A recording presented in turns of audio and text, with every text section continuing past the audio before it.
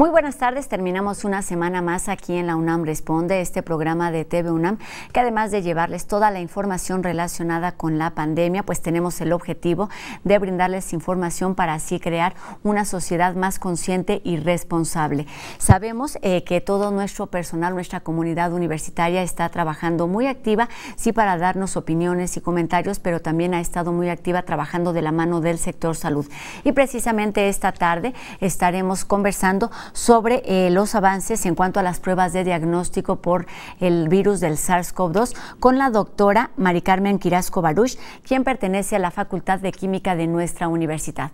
Además de la voz de especialistas universitarios, esta tarde tenemos cápsulas de humor, cultura y algunos otros temas que esperamos sean de su interés. Comenzamos como todos los días con la opinión y los consejos del doctor Carlos Rosales del Instituto de Investigaciones Biomédicas de nuestra universidad.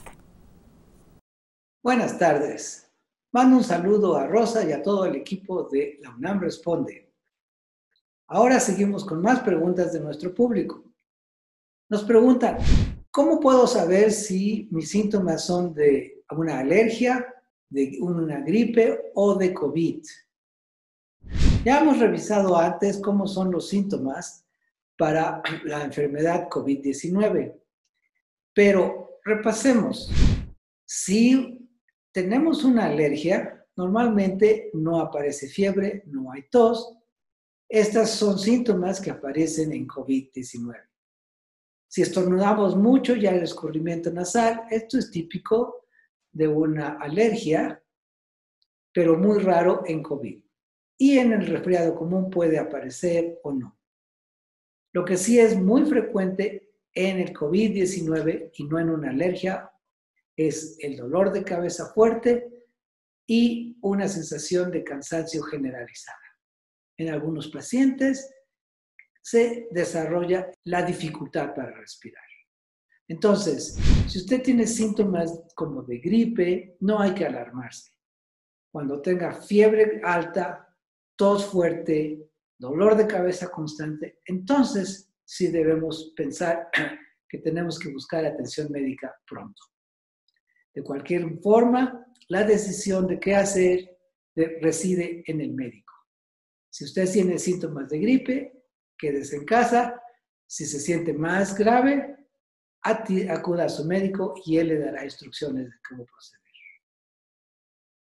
Gracias, cuídense mucho.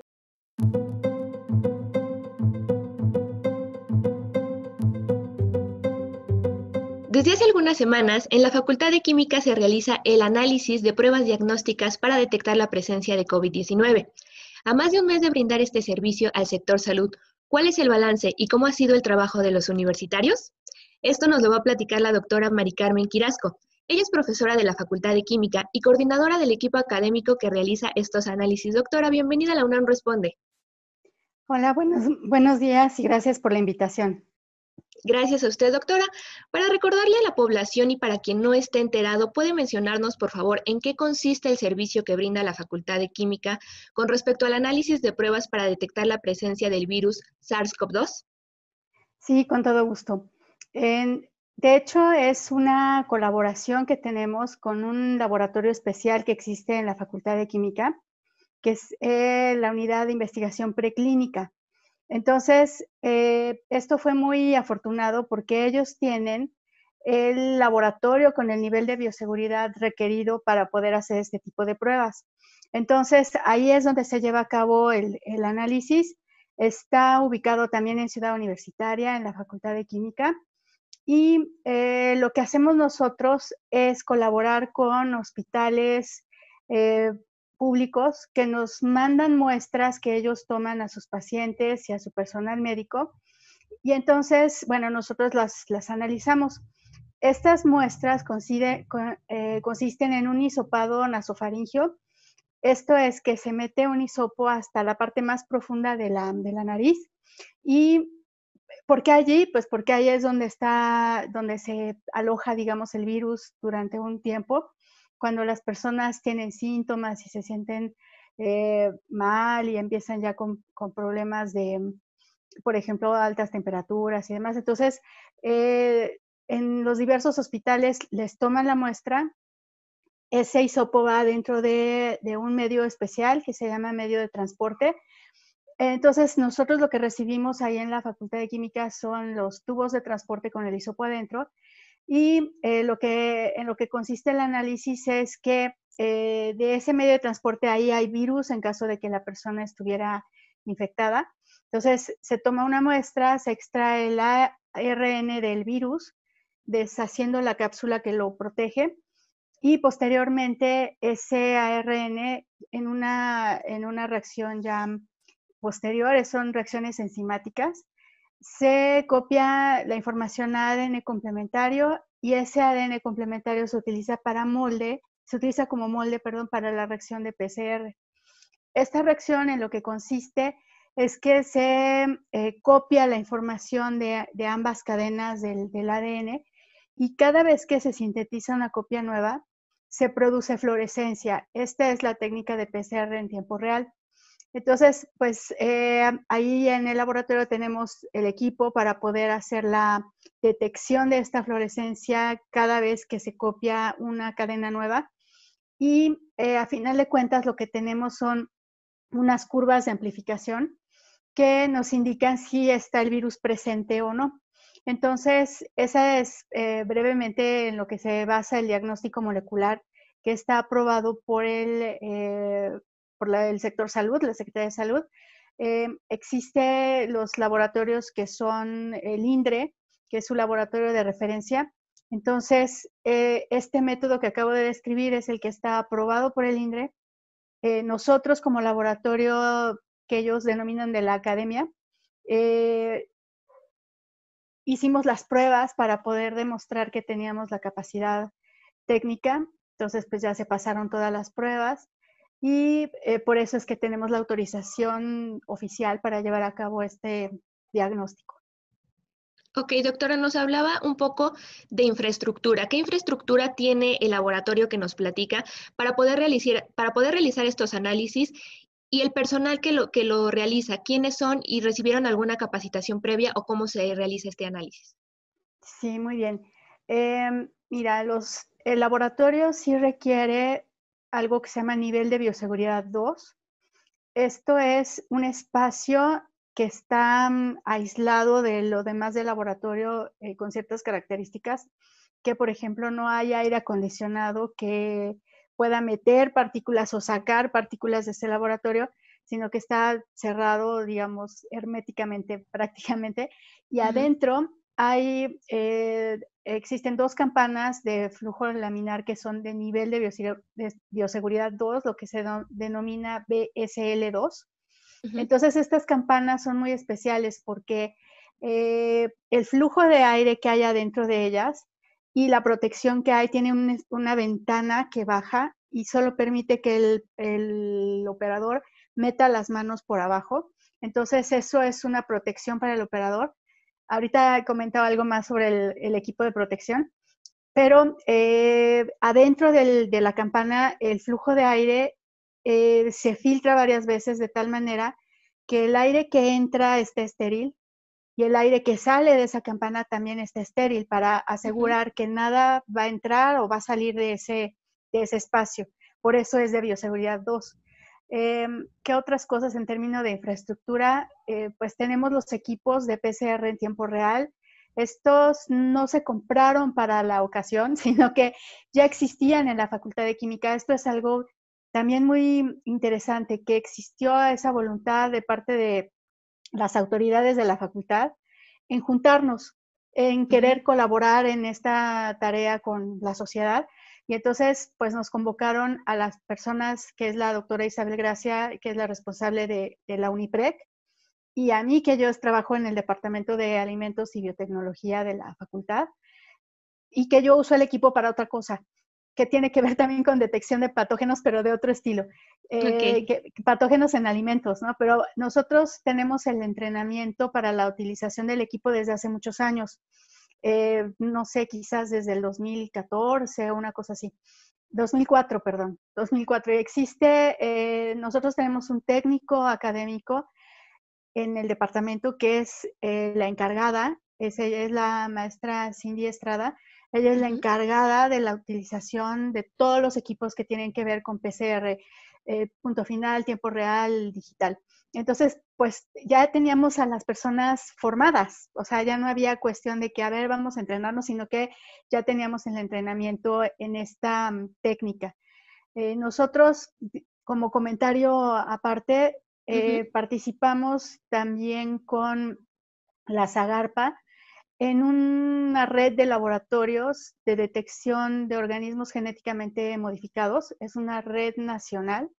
Entonces nuestro laboratorio ahí en la Facultad de Química fue de los fundadores, y la relación con esto es porque incluso nosotros en la facultad entrenamos a las personas que forman parte de esta red nacional de laboratorios de detección de OGMs.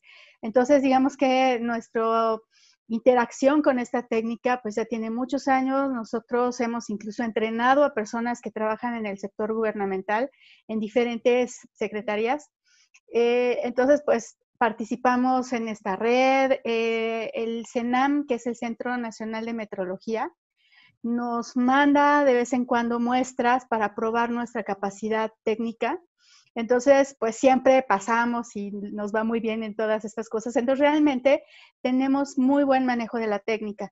Y pues en este momento la pregunta fue, bueno, ¿participamos o no? Otra persona que está involucrada de mi departamento es la doctora Amanda Galvez. Entonces, la pregunta es, bueno, sabemos de la técnica, sabemos todo, pues podemos ayudar, nada más que no tenemos el lugar.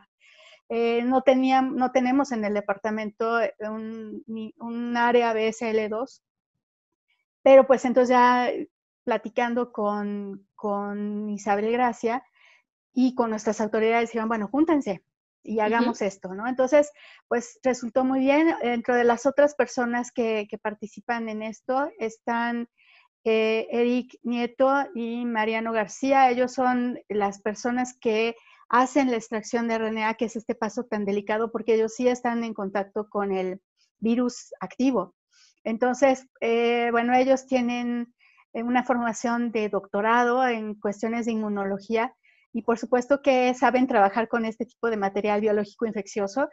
Han trabajado con extracción de RNA para hacer otras cosas en sus trabajos de posgrado, y pues también estaban entrenados en esto. Entonces realmente fue como una muy feliz coincidencia de todas las personas que estamos trabajando en esto. Está también Ana Muñoz. Ella es parte de la UNIPREC y también tiene experiencia en todo esto. Entonces, pues bueno, juntamos un buen equipo para poder atender a las necesidades, porque realmente bueno, hemos tenido de todo en este tiempo, desde que nos mandan de repente muchas muestras, hay otros días que nos mandan menos, pero en estos momentos difíciles de que hay que procesar muchas y que debemos estar bien coordinados y demás, pues lo hemos logrado bastante bien, porque realmente pues es nada más aprender a trabajar ahora en este equipo, porque la parte técnica pues está dominada, ¿no? Entonces, claro, doctora, y a propósito de esto, a más de un mes de brindar este servicio, ¿cuál sería el balance de los resultados? Es decir, ¿cuántas pruebas se han analizado y con qué instituciones han trabajado? Bueno, mira, esto es algo interesante porque tiene que ver con un trabajo que se lleva a cabo por toda la universidad. Entonces, aquí la coordinadora de este esfuerzo es la directora del Instituto de Investigaciones Biomédicas. Ella consiguió el contacto con el INMEGEN, el Instituto de Medicina Genómica. Esto es algo muy natural y es algo que la universidad tiene tanta ventaja, porque muchas personas que trabajan en el INMEGEN anteriormente estaban en biomédicas o se formaron en biomédicas. Entonces, la relación entre ellos es muy, muy cercana. Entonces, ¿cuál es la importancia de esto? Que el INMEGEN es la institución que está como colectando muestras de los hospitales públicos en la Ciudad de México.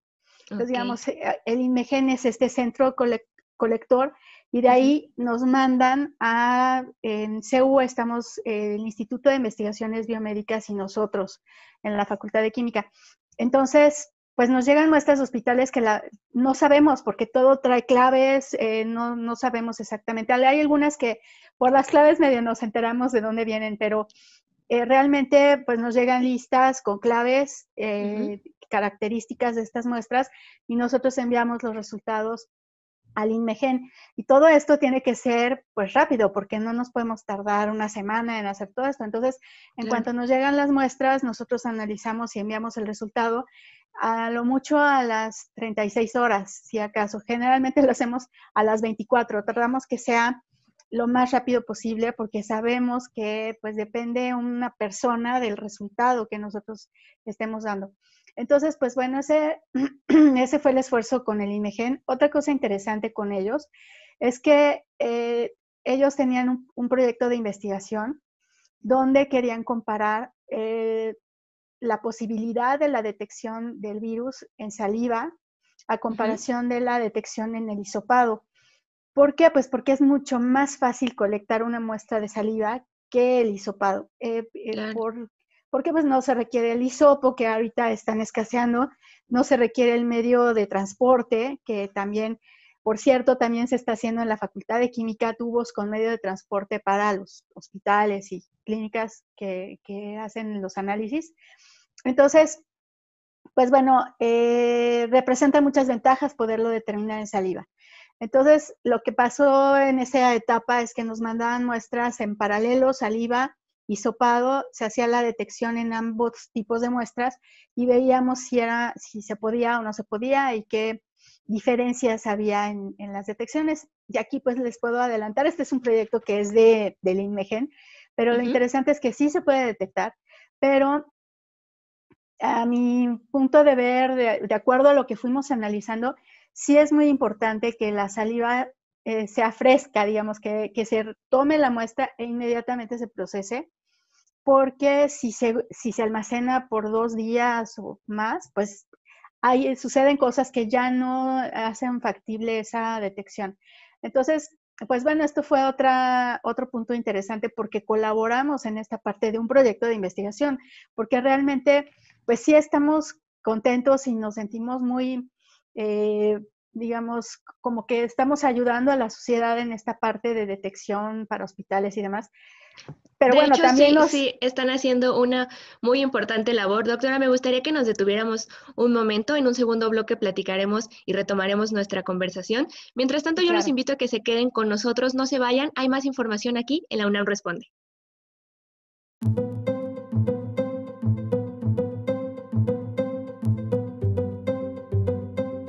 Qué gusto que continúe con nosotros aquí en la UNAM Responde, donde seguimos felicitando a todos los jóvenes que participaron en el concurso Quédate en Casa, promovido por la Subsecretaría de Educación Media Superior de la SEP. Veamos enseguida una de las menciones honoríficas. Muchas gracias por darme el privilegio de representar a la generación 2017-2020.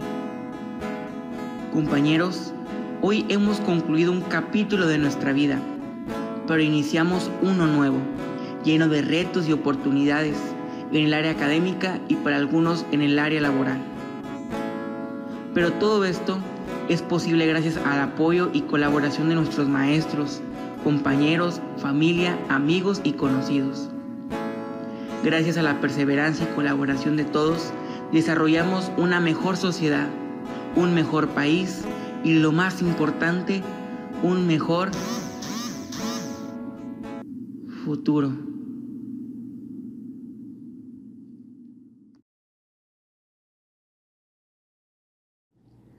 Como este y otros jóvenes, están perdiendo la oportunidad de ejercer por lo que se han preparado por años.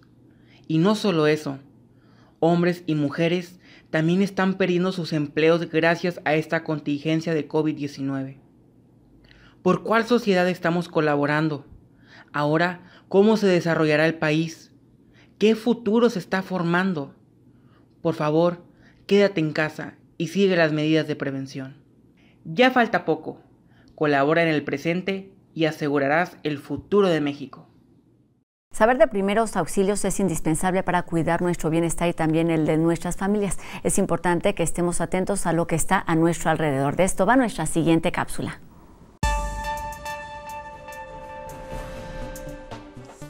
Hola, ¿qué tal? Soy María Green, paramédico certificado, y los invito a prestar mucha atención a estas recomendaciones que estaremos presentando para ustedes y que tienen que ver con el tema de emergencias en casa.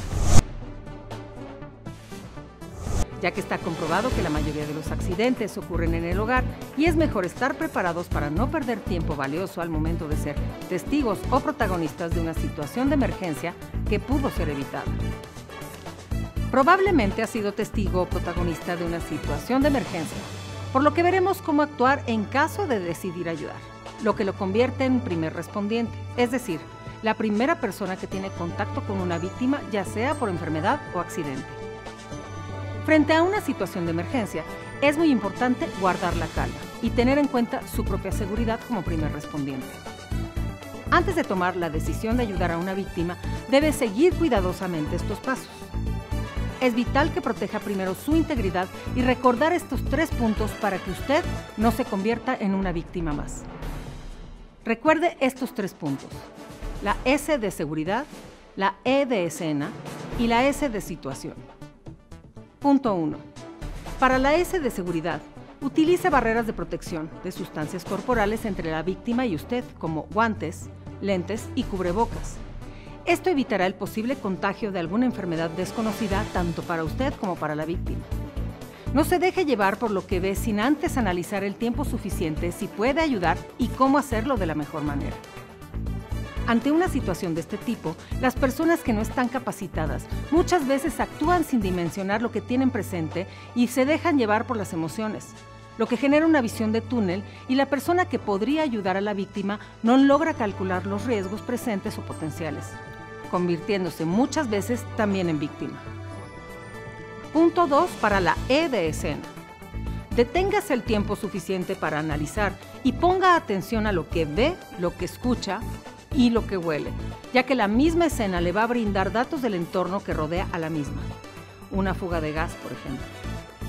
Al observar la escena con detenimiento, podrá tener más datos de qué pasó, cómo pasó y qué podría pasar en el lugar del incidente. Muchas veces las escenas de emergencia evolucionan a más, por eso debe estar atento todo el tiempo. Con estas preguntas va a determinar si puede ingresar en la escena, si es peligrosa o no, si existen riesgos presentes o potenciales. Si la escena no es segura, no ingrese en ella y active el servicio médico de urgencias llamando al 911. Recuerde, no corte la llamada, ya que el personal que está detrás de la línea está capacitado y puede ayudarle en lo que arriban los servicios de emergencia. No entre en el lugar hasta que llegue ayuda profesional. Punto 3. En este punto, la situación le va a dar datos muy importantes que deberá compartir al activar el servicio médico de urgencias, como localización exacta del lugar, número de víctimas y si el tipo de emergencia requiere recursos adicionales como policía o bomberos, además de datos de lo que quizás provocó el incidente y los eventos relacionados, por ejemplo, lluvia o fuego, o si la víctima padece alguna enfermedad preexistente. Si la escena es segura, puede acercarse a la víctima y evaluar su estado de conciencia, que veremos más adelante. No abandone a la víctima hasta que llegue ayuda profesional. Recuerde, antes de ayudar, ayúdese a ayudar. Cuide su seguridad, observe la escena y atento a la situación. Repase esto tantas veces sea necesario.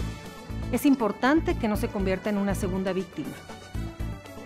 Ponga mucha atención a estas recomendaciones, ya que una situación de emergencia puede dejar consecuencias que van desde una incapacidad leve, moderada, permanente o la muerte. Si durante un incidente dentro de casa considera que la situación está fuera del alcance de sus manos, siempre acuda a los servicios de emergencia y recuerde llamar al 911. Acciones simples en familia pueden evitar accidentes. Nos vemos en la siguiente cápsula. Muchas gracias.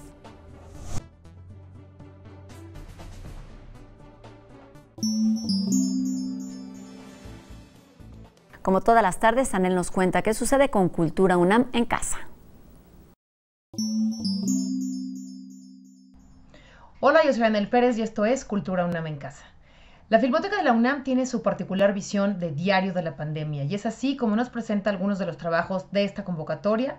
Hoy veremos una pieza audiovisual que nos permitirá fomentar la reflexión sobre temas como la restricción social, el libre tránsito y el impacto económico en esta época difícil que nos ha tocado vivir mundialmente. Esto es Viernes de Cine, veamos el siguiente video.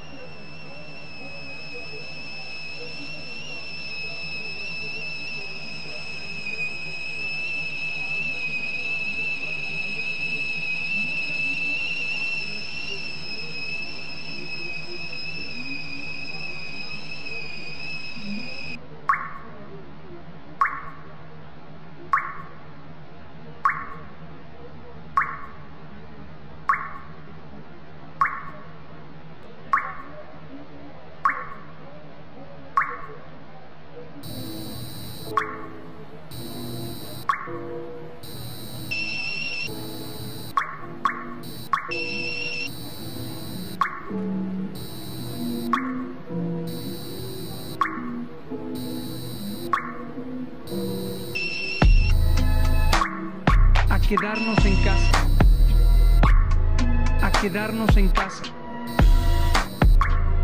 a quedarnos en casa, a quedarnos en casa, a quedarnos en casa, a quedarnos en casa, a quedarnos en casa, a quedarnos en casa, a quedarnos en casa, a quedarnos en casa.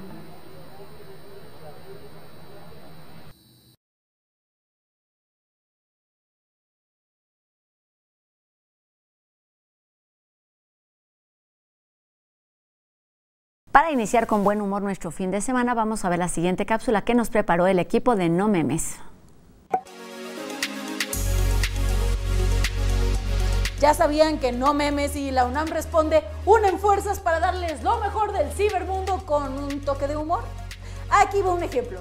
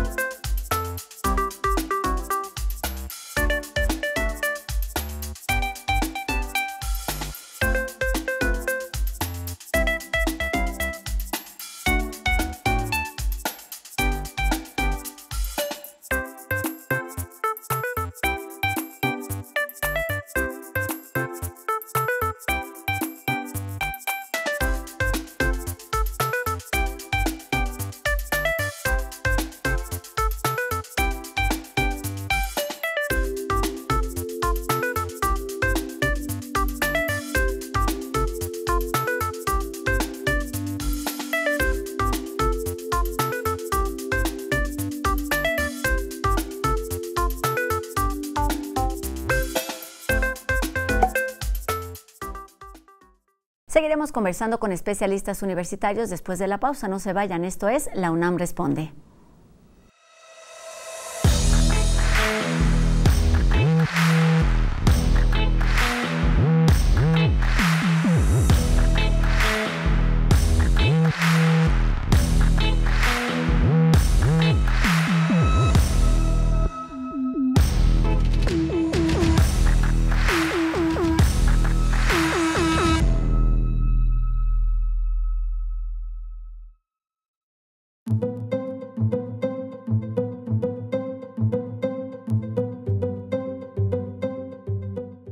Comenzamos este último bloque de La UNAM Responde con otro de los trabajos que participaron en el concurso Quédate en Casa. Se trata de otra mención honorífica. Hola, nosotros somos Itzel, Cosette y Alonso y hoy les hablaremos de la importancia de quedarse en casa y las consecuencias de esta contingencia. El coronavirus tuvo su primer contacto en México los días últimos de febrero. Los especialistas y autoridades se encargaron de alertar al país y darnos a conocer las medidas necesarias para detener el virus. Con el paso de los días a los mexicanos no nos importó y continuamos haciendo fiestas, eventos masivos, en fin, haciendo todo lo que nos decían que no, ya que solemos creer más en que la vecina vio la Llorona que en un virus que te puede matar. Por ende, los casos fueron aumentando. Y llegó el momento de entrar en cuarentena y para muchos la vida cambió drásticamente. Las escuelas, conciertos y trabajos fueron transformados a actividades dentro de casa. Al principio todo el país entró en estrés, ya que no todos tienen la posibilidad de llevar comida a la mesa desde la comodidad de sus casas. Por otro lado, entró en acción las clases virtuales, que en este aspecto los maestros tuvieron que acostumbrarse a usar herramientas que para ellos eran extraños, y los estudiantes tuvimos que acostumbrarnos a utilizar el internet para cosas productivas. Pero después nos empezamos a acostumbrar y a notar lo que de verdad importa. Comenzamos a extrañar un abrazo, un beso, un domingo con toda la familia reunida, algún contacto con esas personas que lo ves tan normal que no te das cuenta del impacto que tienen en ti. Así que te invitamos a, si tú también extrañas a familiares, amigos, esos lugares importantes, toma todas las medidas necesarias. Si puedes, haz tus actividades desde casa, cuídate y cuida a los que amas.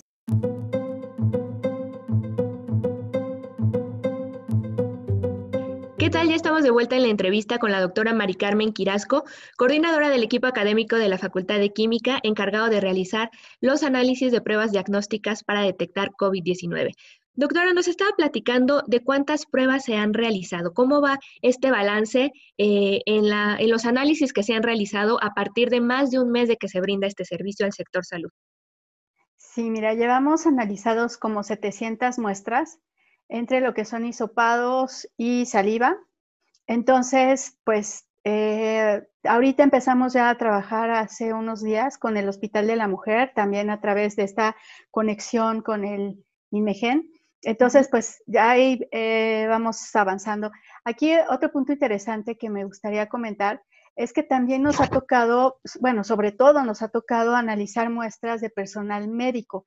Entonces, pues a mí se me hace esta una función muy importante para los hospitales, porque ellos tienen que saber que su personal está sano y en el caso de que se haya llegado a contagiar, que se detecte a tiempo para que se tenga el tratamiento a tiempo, digamos, ¿no? Entonces, bueno, Claro. esa es otra de las cosas que estamos haciendo.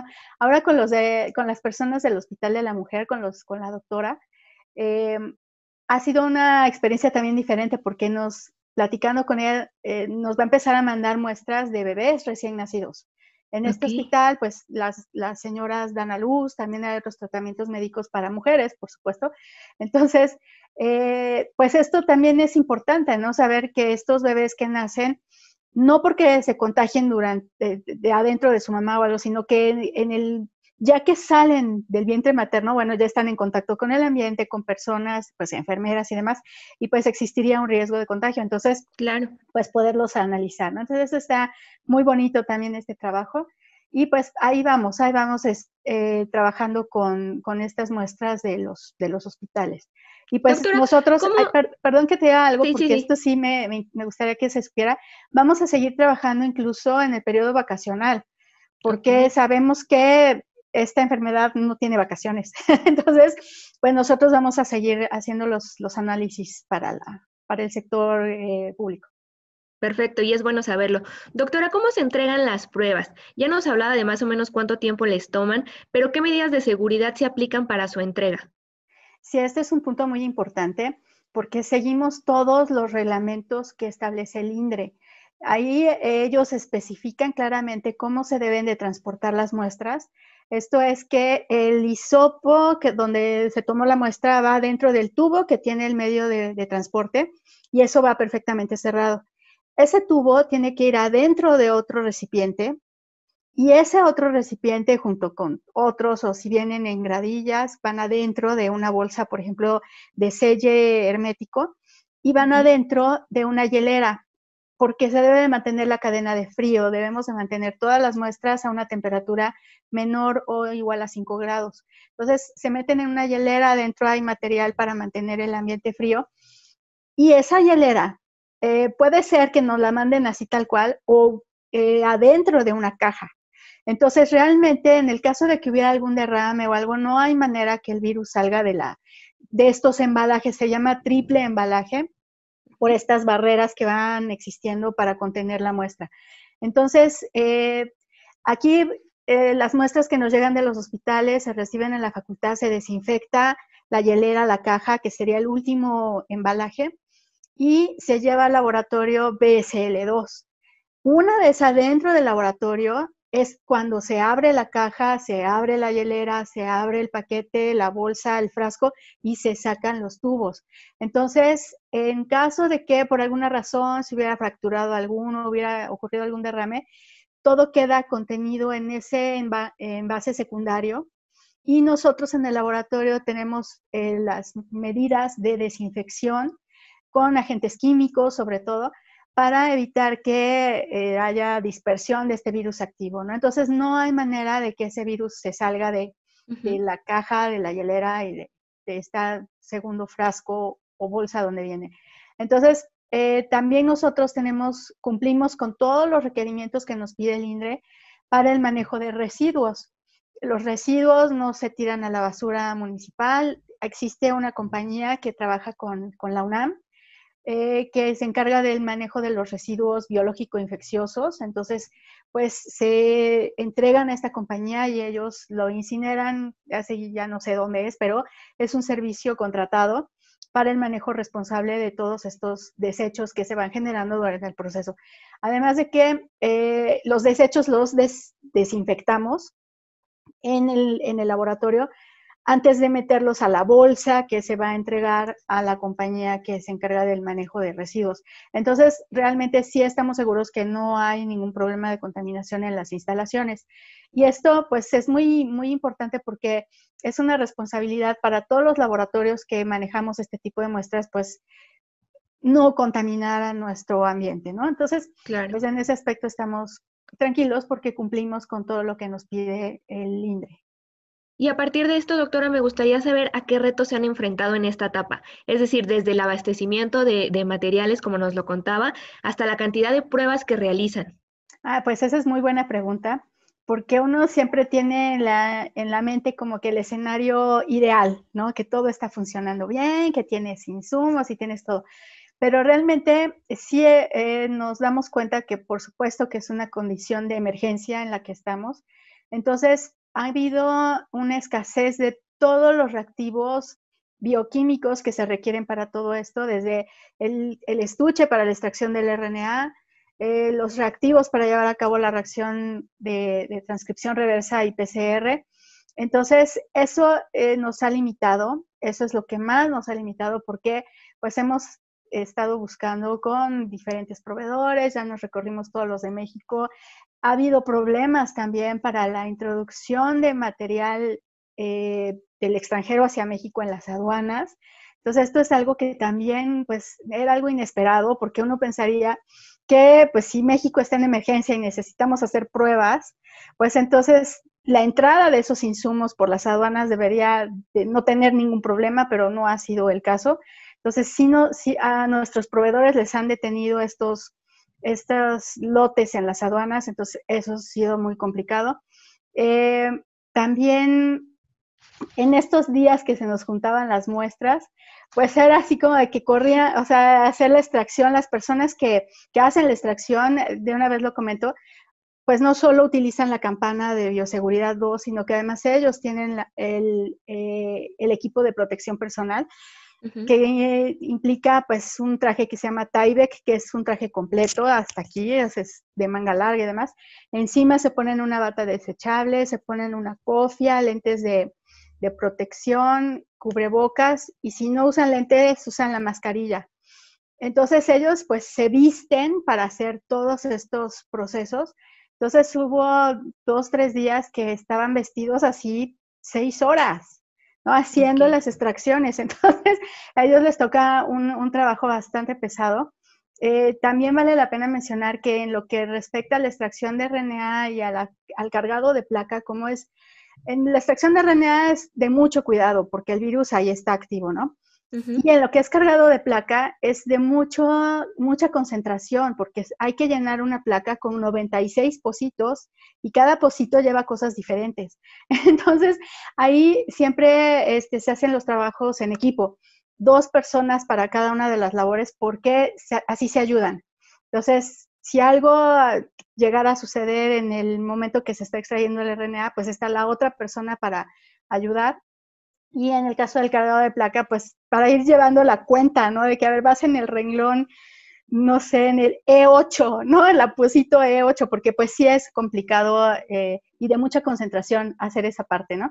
Entonces, esto también vale la pena que se sepa, y pues para todos los laboratorios que llevamos a cabo esta detección, sí se requiere un entrenamiento y una, yo hasta diría hasta una personalidad especial de el personal que lleva a cabo este trabajo, porque deben de ser muy, muy concentrados, así de que de estas personas que no se distraen con nada, que tienen bien, bien claro lo que están haciendo, con mucha tranquilidad y paz mental, porque se requiere mucha concentración.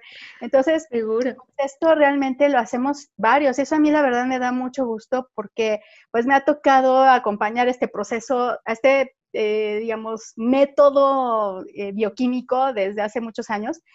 Y pues en aquellos entonces de los 2000, pues casi no había equipos de ese estilo en México.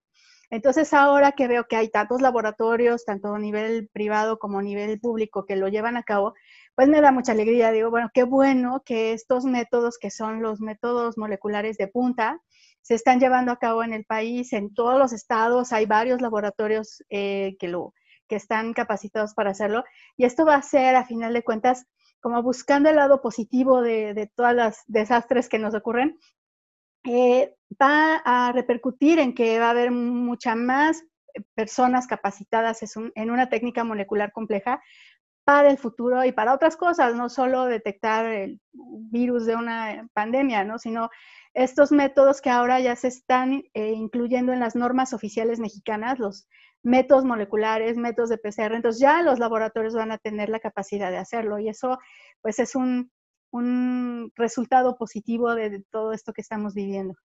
Seguro, seguro, doctora. Pues para ir cerrando ya nuestra entrevista, me gustaría que nos dijera, si bien aún queda aún un largo camino por recorrer, pues qué lecciones se han aprendido y qué sigue para este equipo de trabajo que, como bien nos lo decía, no se detiene porque nuestra universidad no se detiene.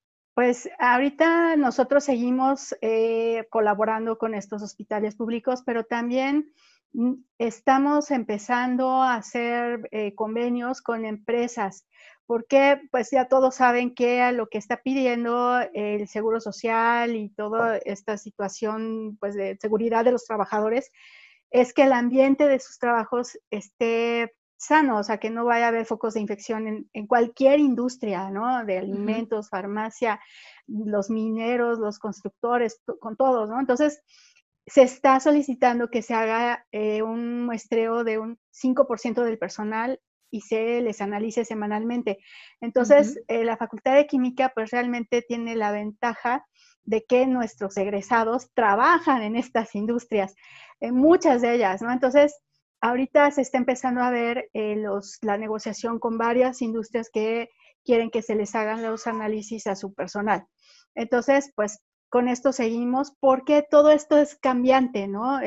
Seguramente al rato las necesidades van a ser diferentes, entonces pues nosotros nos iremos adaptando para ayudar a que salgamos de la mejor manera de esta situación, ¿no? Y pues finalmente, cuando esto termine, en el momento en que ya dejemos de hacer análisis, pues ya cada quien se regresa a su laboratorio y seguimos con nuestras actividades de siempre, ¿no?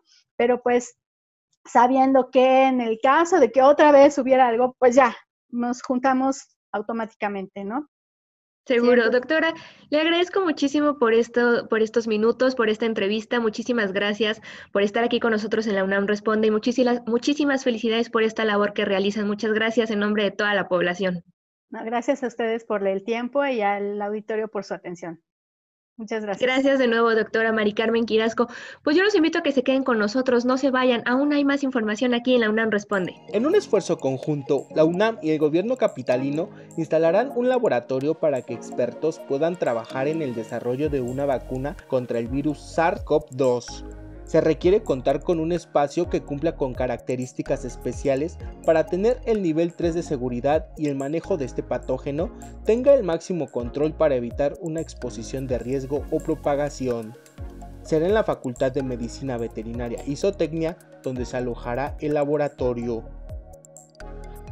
La especialista en ingeniería bioquímica y responsable del proyecto, Laura Palomares, ya trabaja junto con su equipo en las primeras fases. Aunque falta tiempo para que la vacuna esté lista, es parte del esfuerzo de científicos mexicanos para atender la actual emergencia. El proyecto de esta investigación empezó desarrollando un sistema para analizar los virus del Zika y el dengue, y de este trabajo ya se han obtenido resultados muy alentadores en modelos animales, un esfuerzo de utilidad para hacer vacunas de otras enfermedades. Se espera que estos resultados se repliquen en el caso del coronavirus, iniciando las pruebas en animales para evaluar si se producen los anticuerpos neutralizantes que se necesitan. El gobierno de la Ciudad de México, a través de la Secretaría de Educación, Ciencia, Tecnología e Innovación y la UNAM, aportarán recursos para esta causa. Con esto terminamos una emisión y una semana más de la UNAM Responde. Gracias por habernos acompañado a lo largo de toda la semana. Recuerden nuestra retransmisión de lunes a viernes a las 6:30 de la tarde y tenemos una cita el próximo lunes a las 2:30, por supuesto, por TV UNAM. Aquí nos vemos. Adiós.